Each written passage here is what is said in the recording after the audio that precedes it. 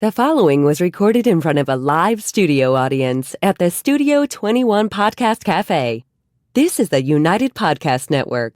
The following program is closed captioned for the thinking impaired. By tomorrow, I will rule the world! You think he's gone? He's not gone. That's the whole point. He's never gone. Is this some radical new therapy? You see? Well, I must have not been paying attention when you were just talking to me. Do you think that you could repeat the question? And I listen more. We're gonna have Melvin Taylor come in. I've decided. There must have been I'm going to make the ask. I know he's feeling better now, so I'm going to make the ask. Awesome. Wouldn't that be great to have him come in here with his guitar? Yeah. And hang out and tell stories. The best part about hanging out with Melvin Taylor when he's not doing a show is he tells stories about each song. Because each song that he wrote is about shit that happened to him in his real life. Right.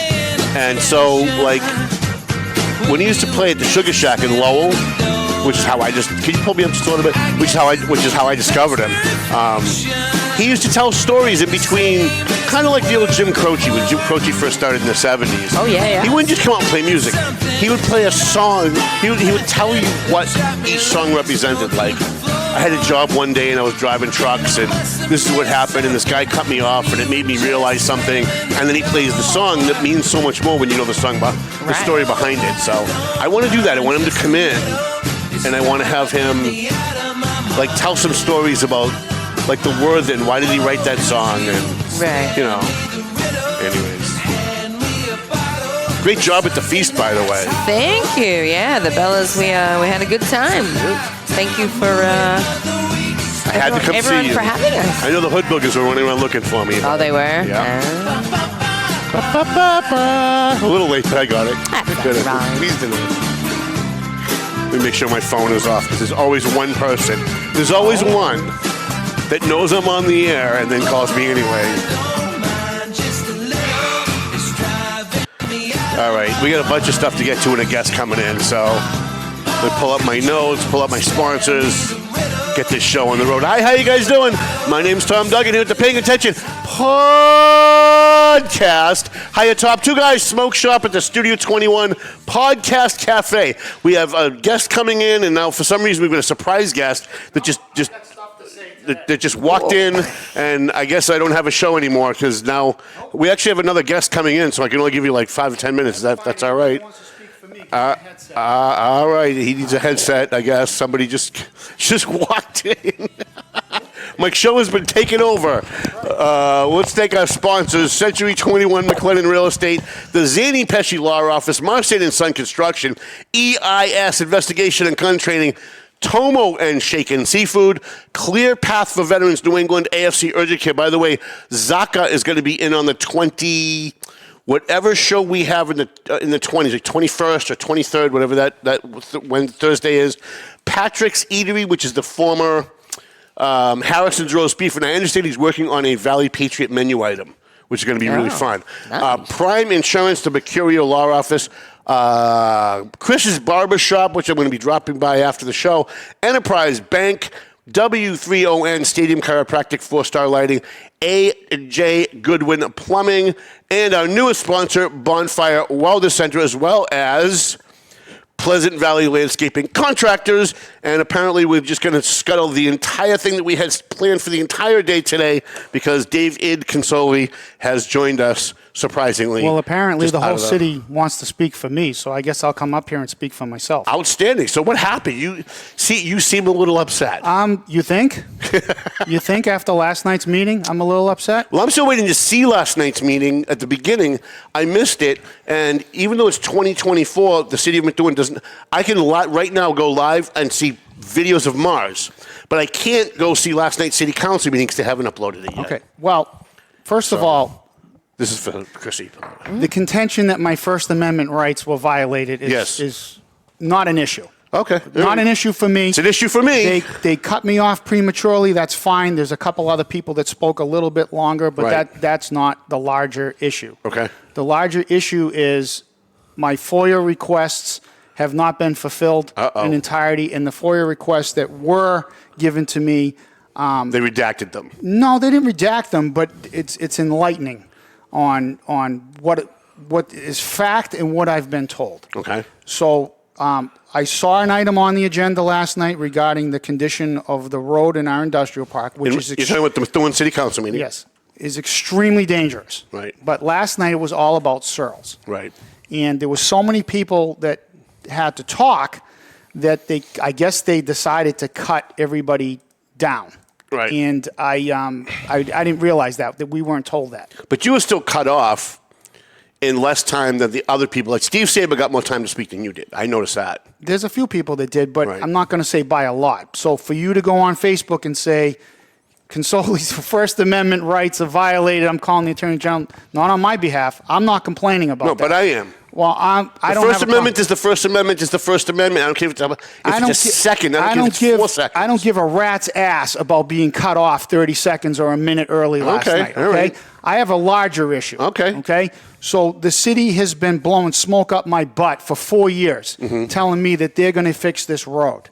Okay. And what road? What road? This is Old Ferry Road, where the industrial park is. Now, Circle G Corp has built a massive 150,000 square foot warehouse. I met with them today, and they gave me their version of the story, which makes this whole scenario even worse because they have been working in conjunction with me to get that road fixed because they're trying to sell or lease that building as well. And you cannot get two vehicles side by side down that road. There was almost a head-on collision yesterday where I witnessed two cars going down the street and a triaxle coming up, and the cars got run off the road. I have it on video. Wow. From our security cameras.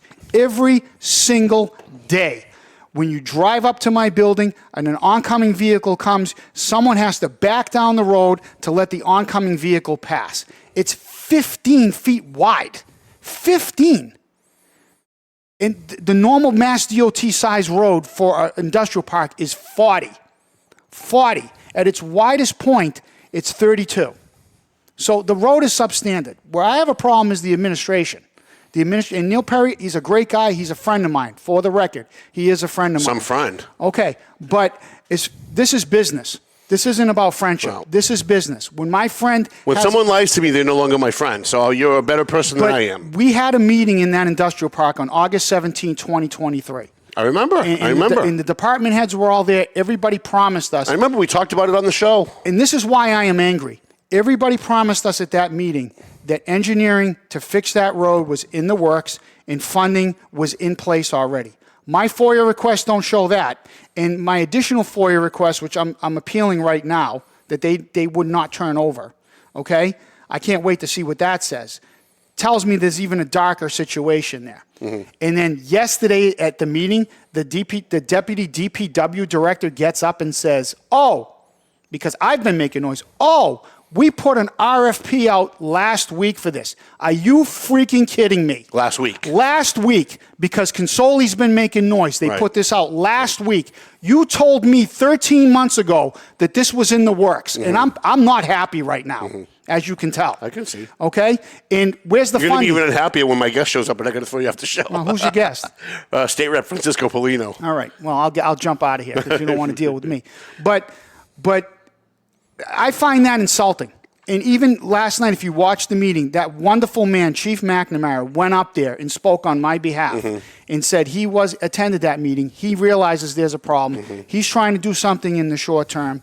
But he was at that meeting, and he knows that this isn't right. Right. And the fact, But see, you know how the politics work, and I know people don't like me talking about politics when we're trying to talk about getting things done, but they intertwine. They do. And it comes down to a point where if you're not in with the inner circle, if you're not making the donations to the right people, if you're not saying the right things on a podcast, your project gets screwed. And you've been coming in. When I got sick, you filled in for me. Right? That was right around the time they were promising you stuff was going to get done, isn't it? But because you were coming on this show, it didn't get done.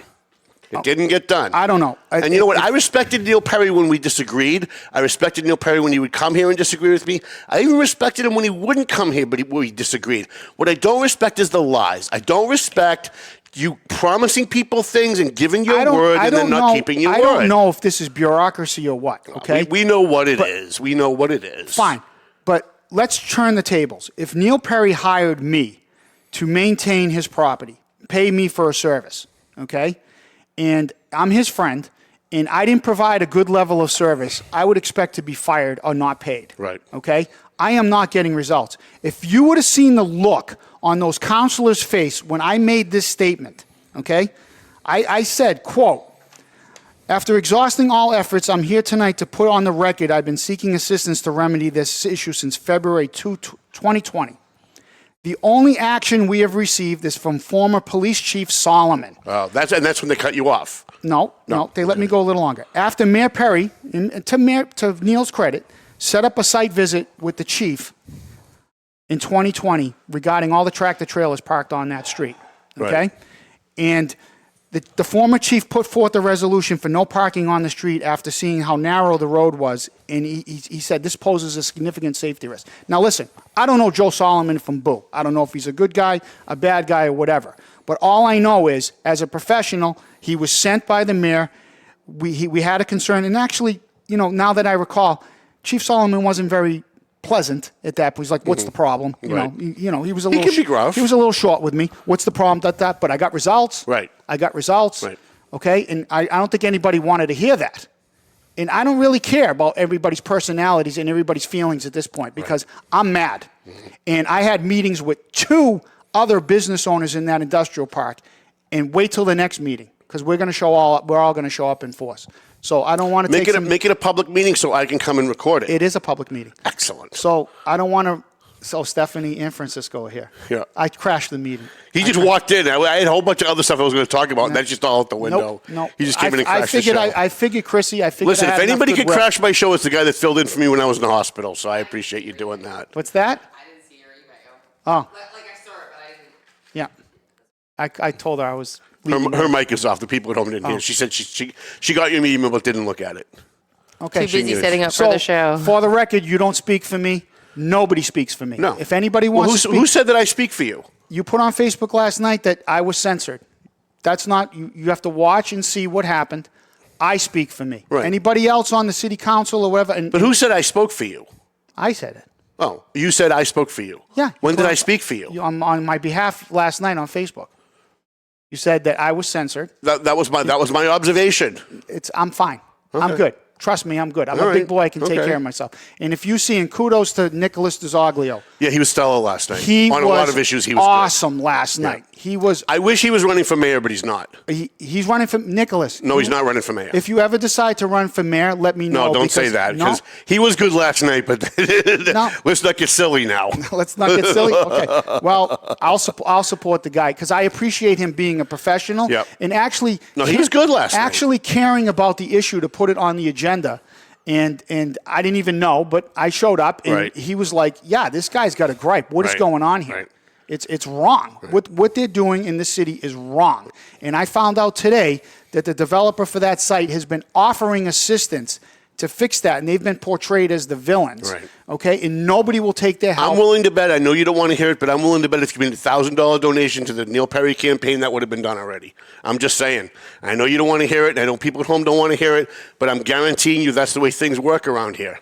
I watched the Methuen epidemiologist get up last night and speak, former Councilor McCarty's brother, who had no friggin' degree in epidemiology, getting up there talking like he was an epidemiologist. And he's only an epidemiologist because that's the title they gave him, but he had no training in epidemiology. He got the job because his brother was on the city council and flipped his vote on budgets. Do you want your head to explode? Sure. Do you know who was empathetic to me last night in the hallway? Let me guess. Joel. Steve Saber. Oh, wow. All right, so people recognize he's running for mayor, so he's looking for any help he can get right now. But people recognize that this is wrong. Right. What happened out there is wrong. Right. And I'm tired of being the guy that's getting stepped on. Right. And Mayor Perry, when he held that meeting, made me the face of the meeting. Right. And this is why I'm upset, because everybody in that industrial park is coming to me saying, "Whoa, your buddy, I thought we said this, they promised this, nothing's happening." Right. Okay? So you put me in a tough spot. Have you ever seen me like this on this show? No. Okay, they put me in a tough spot. So I've said my piece. Let's get Stephanie's much better. I'm going to be transcribing some of this for the next Valley Patriot. And is Stephanie coming up, or is it just Francisco? Oh. It's Francisco and Stephanie. Okay, all right. Thank you. Fair I'm enough. going back to work. All right, thank you, Mr. Pleasant Valley Landscaping Contractors. Chrissy, since we don't have a show next week, can I go a little late with the state rep? Unfortunately, we don't have time. I have meetings all day. But I have no show next week. Huh? All right, let me thank some of my sponsors while I'm waiting for the state rep to come up here. Patrick's Eatery, the former Harrison's Roast Beef, Prime Insurance, 11 Restaurant at 226 Essex Street. We need you guys up here. I only have so much time, Mr. Consoli. W3ON Stadium Chiropractic, 4-star lighting, A&J Goodwin Plumbing, Bonfire Wellness Center, which I think I'm going to be going myself to Bonfire Wellness Center. Nice. In What are North they, Andover. So it's like they do physical therapy type stuff and like wellness, all that wellness stuff. And my doctor's been bugging me to go to physical therapy, and I've been out of the hospital now almost a year, so I need to start actually doing that. Hey, Mr. Representative, how are you? I apologize. He just literally stormed. How are you, Mr. Counselor? He literally just stormed into the show and just took it over. I had a whole bunch of things I wanted to talk about before that, but so joining me now on the Paying Attention podcast. Wow, crazy day today, huh? Whew. There are days we can't get anybody to come in. Today we got a line out the door. I don't do good with tension, man. Right, and a studio audience on top of it. So joining me now is State Representative who just got reelected, Francisco Paulino, and Lawrence City, the non-controversial. Don't be controversial. Everything's rainbows and kittens. And selfies on Facebook, and everybody loves everybody. Stephanie Infante is here with us, too, which is funny because we started off hating each other, didn't we? We did. Isn't that awesome? You called me many colorful words on Facebook. I did. And I was very mean to you, and by the way, I don't take any of it back. No, I know you don't. And for me being so colorful and wanting to unify our community and everything, but I did respond to you publicly. You did. I did. And that's the reason why we're friends, because I respect people who, when I come at them, don't shrink like a violet, and they come back at me and they stand up for themselves. I respect people that do that. So, in fact, this guy right here, we were yelling at each other on the phone the other day, and the fact that he's still here, I think, is I respect the crap out of that, Mr. Representative. I recall that conversation a different way. I don't think I yelled at you. I think that's true. I yelled at you. That is true. I did. I yelled at you. Mr. Reporter, state the facts. No, he's right. He's right. He didn't yell at me. I yelled at him. That was very true. And I just replied to you, Tom, we're just talking. We're not fighting. So with me is State Representative Francisco Paulino. First, I want to thank you for running a clean campaign. It has been a really long time since I have seen a clean campaign run in Lawrence, especially in the state rep races. In the mayor's race, it gets very dirty. In the state rep races, they get very dirty. And for the first time in a long time, this election, and I think the last time you ran as well, I think that was a clean campaign as well. And I'm hoping that the other reps, the other people who run for these positions in the future, look to you as an example of how to run a campaign, because I thought it was a very clean campaign. And I thought it was a campaign that was something the voters could benefit from. I think the voters learned something from this campaign, on both sides, from you and Marcos. What do you think they learned? Well, first of all, how someone should be comporting themselves. I'm hearing an echo for some reason for out there. How they should be comporting themselves, but also what does a state rep do? I think a lot of the speaking that you did, even in Spanish, you were kind of explaining to people what a state rep does. A lot of people don't know what does my city councilor do? What does my school committee member do? They vote for these things, but they don't even understand what the function of the job is. And I think you brought that to the table. That's correct. Many people think the work of a state rep is only going to the state house. Matter of fact, formal session ended almost a month and a half ago, and we continue working every day. Just today, I was dealing with a lady. She have a daughter of a year and 2 months old, and she rented an apartment 6 months ago. The landlord is trying to sell the house, but she have a lease, 6 more months in the lease, and the landlord just tell her, "Look, you have to move because I'm selling the house." She came to me and I said, you know what? You don't have to move. You have a lease. You have rights. What we did is we reached out Northeast advocates so she can have proper representation. Sometimes city council like Stephanie calls. Oh, we have a constituent that have problems with employment. So we have direct contact with any state agency. They have liaison that work directly with us, the legislators. So we solve issues day in, day out. That's part of the job of your state reps, your state senators. And I take pride of the job that I do every day. Even people think just because I was campaigning, I was just campaigning. I was doing my job full time as a state rep, and then I was campaigning. Right. Remember, I have my kickoff day on July 27, and I had to postpone it because we have roll call day, and I have many invitees coming from all across the state, and I had to cancel that because I was running a campaign. That doesn't take away that my job, my responsibility as a state rep is take paramount. It's more important than just having a fundraising event. Can I talk about some politics for a minute? Do you mind? Yep. All right. So have you ever? I'm sure you've met Marcos Davis, but have you guys ever sat down and had a conversation? You guys ran against each other, and it was actually not an adversarial campaign on Marcos or on your part. I didn't see anybody attacking each other. You just were kind of both out there promoting yourselves. And I started to wonder, boy, if these guys ever sat down and started working together, that could really benefit the people of Lawrence a lot. Have you guys ever sat down and tried to do that? I'm open to it. I invite him, and that was part of my speech last Tuesday, inviting him and everybody that holds signs for me and for him to come to the table and let's talk, let's work together.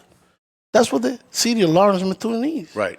And I not only that, not only me inviting him, I can go to him. Right.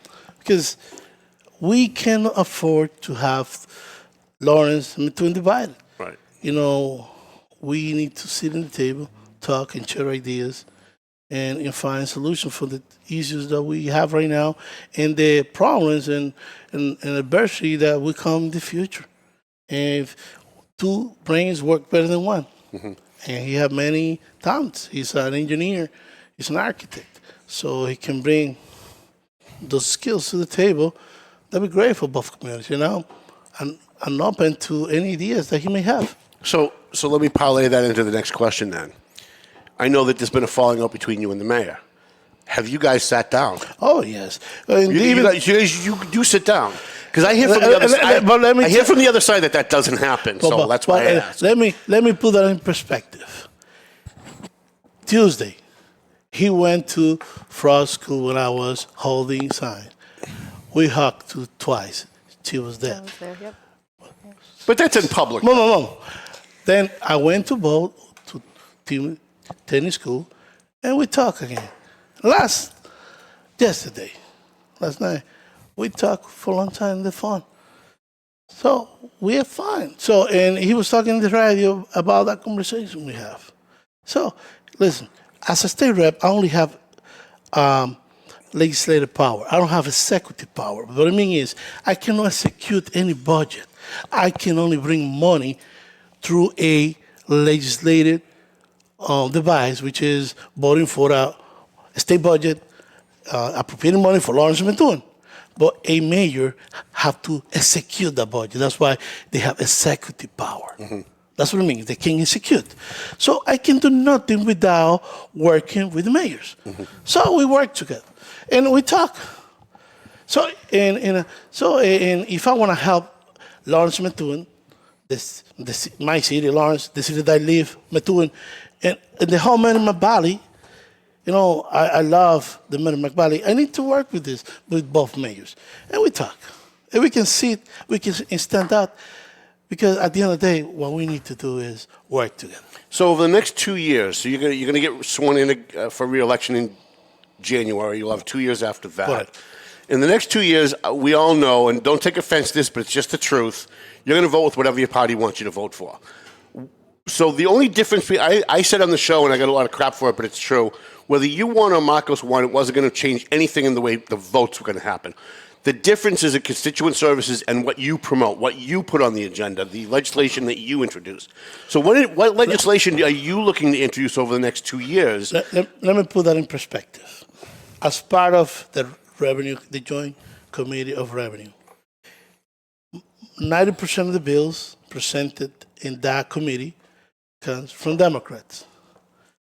And if you see how I talk to or question bills presented even by Governor Healy, Mayor Wood, and many other top ranks Democrats, you will see that when I'm sitting in a committee, I'm defending the best interests of the people that I represent. And yes, I'm Democrat, and I'm proud of that. But I'm representing Lawrence and Methuen. And how can but there's not much representation. But at the end of the day, who needs to win? Lawrence and Methuen. And yes, I need to realize, and this is important, that I need to get a good relationship with leadership because, you know, they give me the money, the fixed street, they give me the money, $80 more million a year for the school Lawrence, $30 more million every year for the school Methuen. But at the same time, they give me the respect they need and they give me the leverage to pass pieces of legislation that benefit everybody in the Merrimack Valley. Right. At the same time, they give me the leverage to ask the question I need to do and sometimes to block projects filed by Democrats like me, but they doesn't align with the best interest of the community that I represent. Yes, I'm Democrat, but first of all, I'm from the Merrimack Valley, and that's what I represent when I am. I want to believe that so much, but I got to challenge it because I know you, okay, and I haven't known you a long time. I've known you about 2 years, but I know who you are. I know what makes you tick, and I know that there are certain bills that come up. And I know when I see the bill come up, I go, Francisco's not going to like that, and I see you vote yes. So I know that whether it's you or Marcos or anybody else sitting in that seat, when the leadership wants something, you're going to give them whatever they want. I guess the difference is how you do constituent services. What is it that you bring to the table, what you introduce? So what I'm looking for is what are you going to, over the next 2 years, what legislation do you plan on introducing or money that you're looking to bring into the Val, what specifically are you going to be targeting? Because you've got a short period of time before you're going to run again. It's only 2 years. I think it should be longer. I think you guys should have 4. But it's a blink of an eye, and really you're going to be able to work for a year, and then you're back to running for reelection again. So what are you going to concentrate on in the next year? Well, the thing is, most of the bills I'm going to be filing next year are already drafted. So one of those bills is the right to repair agricultural equipment. I believe what John Deere have done across the country is unfair to all farmers. Say it again, right to repair? Agricultural equipment.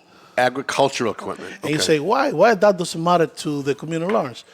Man, that doesn't affect Lawrence, but what about Methuen?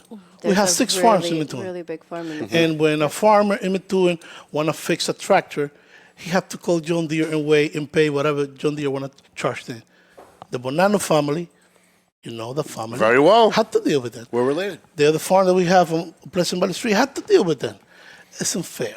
And that bill was drafted by me sitting on my desk to be filed the first day of session next year.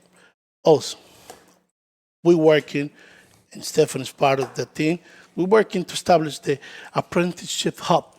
That would be an office, either a quasi-state agency or a organization in which anybody from the Merrimack Valley, regardless of the age, that want to apply for apprenticeship can go there.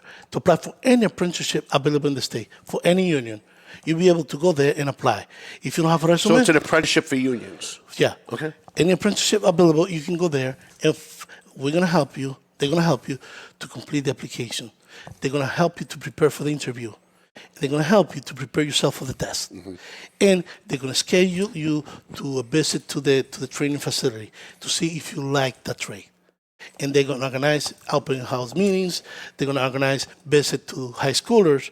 And they're going to organize social media activities so kids from Lawrence and Methuen can see all the opportunities available in the state. So they can be plumber, electrician, elevators, technician. So they see all the opportunities. We need the trades. Available. We absolutely need the trades for sure. So that's the apprenticeship hub is one of my priorities because that will change the life perspective, the opportunity, and economic development of the whole region. And that's one of my priorities. So let me ask you this. Let me just drill down to that a little bit. So are you excited about that? well, if you get into this question, I might be. So is this going to be an apprenticeship where the state's going to be paying for the apprentice, or is this going to be an apprenticeship where the unions are going to be paying the apprentice? Let me explain how apprenticeship work. When you get into an apprenticeship, the unions, all the unions right now, all of them, have open books. What I mean is they begging for young people to apply. When you get into an apprenticeship, you get an employer right away. So you're learning because they got an employer for you. You get paid $26 to $27 an hour. You get paid to learn and work. Just imagine. But I'm wondering who's doing the paying. The employer. Okay, all right. So you're learning and getting paid. So this is not going to be something the taxpayers are going to pay for. Okay. Well, yeah, we budget like $15 billion a year to help, right? To help to inform people and to enhance those projects. But who pay for that? The employers. Remember, we need to build at least 400 residential units in the next 10 years in the Commonwealth of Massachusetts just to increase inventory. So the cost of living goes down. And Lawrence and Methuen and Lawrence are one of the youngest, are some of the two of the youngest population, not only Massachusetts, but the country. And I want the youth of the Merrimack Valley to take advantage of those opportunities. I don't know about Methuen, but I do know in Lawrence, over 50% of the populations are within the millennial generation and younger. So that's we are a pretty young community now that need these opportunities. I know you're a good journalist. You can check less than 34% of male high schoolers from Methuen ever go to college. No, less than 43% of the male high schoolers from Methuen ever go to college. Less than 33% of male high school graduates from Lawrence ever go to college. And what are we giving them? A high school diploma that lacks financial literacy, computer science? We need to give them more than that. So financial literacy is something that I was co-sponsored with Ryan Hamilton, and it's going to be a reality. But also, we need to include in the curriculum more subjects that are appropriate for the opportunities these kids need. And in part of that is implementing, using Chapter 74 on regular school, which we can do that. Okay. And that's why I put money for Northern Essex for a create pathway. So children from Lawrence Methuen can pursue an LPN certificate while they're still coursing in high school. So when they finish high school, they just have to do the clinical hours and qualify for an LPN certificate. That would mean just for $80,000 a year, just out of high school. You imagine that? You think they're going to get in trouble on the street getting that much money? No, it sounds good. So that's... Can I just go over just a little bit? You like that? Do you like that? Do you like that? I like it, yes. As long as it's the next page. We got about 3 minutes left. So you know who's going to pay for that?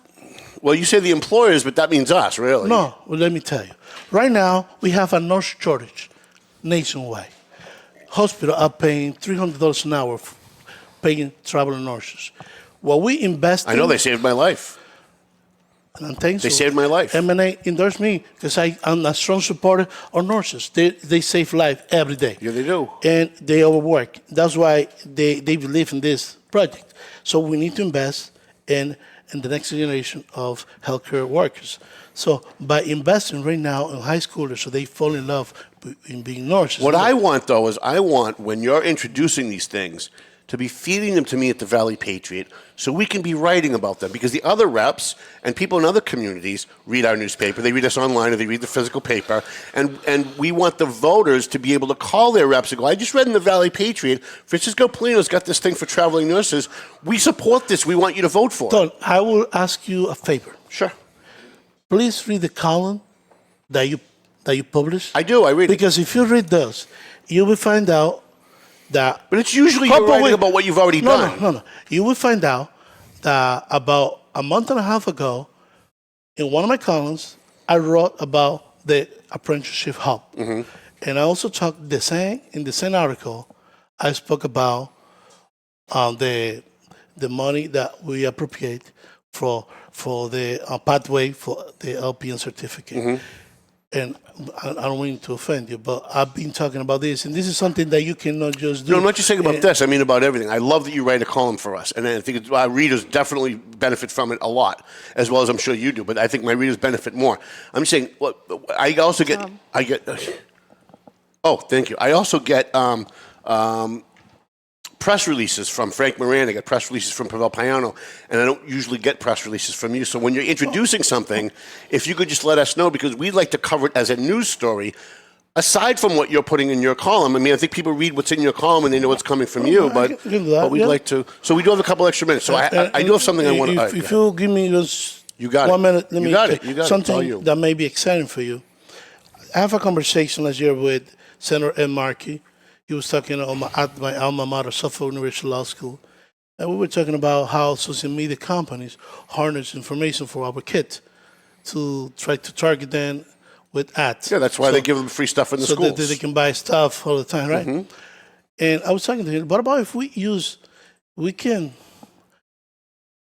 use the same way they harness that data and know more about our kid ourselves, because those Facebook, TikTok, the Instagram, they have profile of our kid. They know how to trigger them. They know how to keep them engaged. Right. And what about if I request the data from my kids, they will send it to me. TikTok, Instagram. If we develop an algorithm with artificial intelligence. An algorithm. And we can use the same data that this social media use to tailor a school curriculum or education, tailor to the individual needs of the kid, you say. To the need to the kids. Right. And keep them engaged. Oh, that's brilliant. The same way TikTok and all these video games keep our kids engaged. You imagine what we can accomplish? No, that's a brilliant idea. And he told me, Francisco, this is brilliant. Let's work together. That was Ed Markey. He loved the city lines. So we have exchanged conversation on that. And something else that we have talked several times is about the South Broadway fire station, firehouse. The floor is uneven. That's a hazard for our beloved firefighters. And Ed Markey loved the city lines. So we have several conversations. He should. They vote for him 9-1. He should more than love us. He should be here every day. And we work, believe me, if that firehouse will be rebuilt, he will be part of that. Right. And I talked to him several times. And he has visited the firehouse himself. Good. Last time he was here. I do have something I want to get to, though, because she did give us a couple extra minutes, and thank you for that, Chrissy. I know you have somewhere to be. So one of the reasons why I brought up earlier is that you're going to vote the way however your party tells you on certain issues is because there's an issue that I know you agree with, that I know your party disagrees with, and I want you to be the champion. I want you and Estella and Ryan Hamilton, who all privately say that they support voter ID, to stand up to your own damn party and say, hey, you know what? You work for us, not the other way around. The people of Lawrence want voter ID. People of Methuen want voter ID, and you call it racist. Yet, when I go to Lawrence High School, when Dominicans are voting for the Dominican president, for Dominican elections, every single Dominican is holding a voter ID. Because even in a third world country like the Dominican, where some places don't even have running water, they have voter ID. They have protections for their voters. And yet the white liberal Democrats in Massachusetts tell us every day that if we ask for voter ID, somehow that's racist because brown people can't afford it. Like the expectation is so low for brown people among the white liberal Democrats who run your party. I want you to stand up to them and say, hey, wait a minute. You need us more than we need you. Lawrence votes 9-1 for Democrats. You don't start doing what we want you to do, and we're not going to start supporting you. We want voter ID, we want voter ID, and we want voter ID. And I think that should be the watershed issue that you and Estella and Frank Moran should stand up to your party and say, hey, we vote for you on everything else. You need to give us this. I believe that's a conversation that we can have.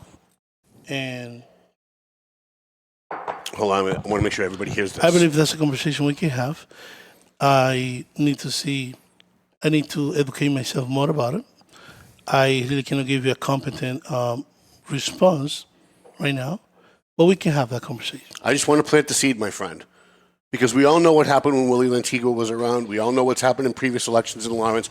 We saw what happened in the last city council race, where 2 city councils, there were people literally going up to people's porches and stealing absentee ballots. We know that voter fraud exists, and I know how you feel about it, and I know how Dan Rivera felt about it, and I know how Marcos feels about it, and I know how the majority of the Bethune and Lawrence elected officials feel about it, and yet they all go along with their party when their party says it's racist and everybody backs off. And I want you guys to be the leaders. This is what I'm expecting from Stephanie when she climbs the ladder of politics, and people like you who are just starting. I want you guys to be the leaders of your party, not be the followers, not just go along with whatever your party tells you to do. I want you to stand up to them when they're wrong, and I think on this issue, they're wrong, and I think you guys agree that they're wrong. So I can shine add some information. We have 3 minutes about voter ID. We actually have a home rule petition at the city council level that is sponsored by Councilor at Large Anna Levy. It's currently tabled though at the full council for reasons that us as a whole, council as a whole, we still have questions. Like I can tell you, one of my questions as one of the 9 city councilors of Lawrence was, how is this home rule petition, or how is this policy or legislation going to help regulate with the IDs, the mail-in ballots and absentee voting? Because that's something in my time as a newer politician in Lawrence that I have seen issues with. And during that meeting, Councilor LaPlante added to my statement, and he said to me, Councilor, respectfully, I'm going to have to disagree, but we've also had issues with in-person voting in the past. So there are some questions. I don't know when, or even to talk both, to look at the bigger picture, when and if this is going to move out of the city council, but I do expect it to be untabled eventually and talked about, and we'll see if that goes up to the state. I look at every election, and Lawrence votes for Democrats. If Jesus Christ came back from the dead and ran as a Republican, he'd lose 9-1 in Lawrence. And I say that as a half joke, but half not joking either, right? Lawrence is going to vote D down the ticket 9-1 in every election, no matter what. Very few exceptions. Very, very, very few exceptions. I think Charlie Baker maybe lost 7-1 or 5-1, right? That means you've got a lot more power than your party gives you credit for. And I'm so sick of the white liberals in your party swooping into Lawrence at election time, promising you lots of money, then leaving, then throwing you a little crumbs right after the election's over to make it look good. And then when it comes time for things like this that actually would improve Lawrence, stopping voter fraud would certainly improve Lawrence, they take a walk and they tell everybody that they're racist. But the fact is, every Dominican has a voter ID in their hand when they're voting for Dominican president in Lawrence, in a Lawrence polling booth. So anyway, that's my pitch. I can tell you, it is at the council level, and it is a home rule petition. So eventually, once we deal with the process at the council, it will go up to the state level. We've got about a minute left, Mr. Representative. Is there anything you want to impart with our? I know you want to thank your supporters, and I certainly want to give you a chance to do that. But if there's anything else that you want to impart with the voters for the next 2 years. Well, let's work together to improve Lawrence and Methuen. And I believe Lawrence is going through a very tough time right now. We just lost a beautiful person. We have 2 kids that lost their mother, Carol Flash, and we just going through a tough time, man. And I believe in moments of sorrow like we're going through right now, we just need to unite ourselves like we did during the gas explosion during COVID. And there's no time for division. There's no time. There's only one city. There's only one Merrimack Valley. And that's what we need to do. Thank you for the support. But more importantly, let's unite ourselves and pray for those kids that don't have a mother to grow up. God bless you, man. All right, thank you. I appreciate Mr. Representative, Miss Counselor, Ms. Counselor, Miss Council Vice President. Council Vice President. Okay, I stand corrected. We want to thank you and roll up, Mel. I want to thank Bonfire Wellness Center in North Andover, A&J Goodwin Plumbing, 4-Star Lighting, Stadium Chiropractic. That's right behind Taco Bell, which you should always stop and get a taco at Taco Bell. That's what I do, and then I go see Dr. Amano at Stadium Chiropractic. W3ON Enterprise Bank in Methuen and Lawrence. Chris's Barbershop in Salem, New Hampshire. 11 restaurants. They're going to be opening next week at 226 Essex Street. Prime Insurance in North Reading. Patrick's Eatery, the former Harrison's Roast Beef in North Andover. Pleasant Valley Landscaping Contractors in Methuen. AFC Urgent Care in Methuen and North Andover. Clear Path for Veterans New England, a real nonprofit that actually helps veterans and doesn't take money off the top. Tomo and Shaken Seafood. EIS, Investigation and Gun Training, Marsden & Son Construction, the Zany Pesci Law Office in Methuen, and of course our good buddies, the McLennans at McLennan, Century 21 McLennan Real Estate. Thank you, Chrissy. By the way, do you have anything tonight you want to promote? Yeah, we got Music Bingo down at Sadie's Bar and Grill here in Salem, New Hampshire. 6:30 start, $10 to play. All right. That's it. Sounds like Melvin Taylor says you got to go home. Wait, did he say that? Yeah. So go home already. Just wanted to make sure. The views and opinions expressed by the hosts, guests, or callers of this program do not necessarily reflect the opinions of the Studio 21 Podcast Cafe, the United Podcast Network, its partners, or affiliates.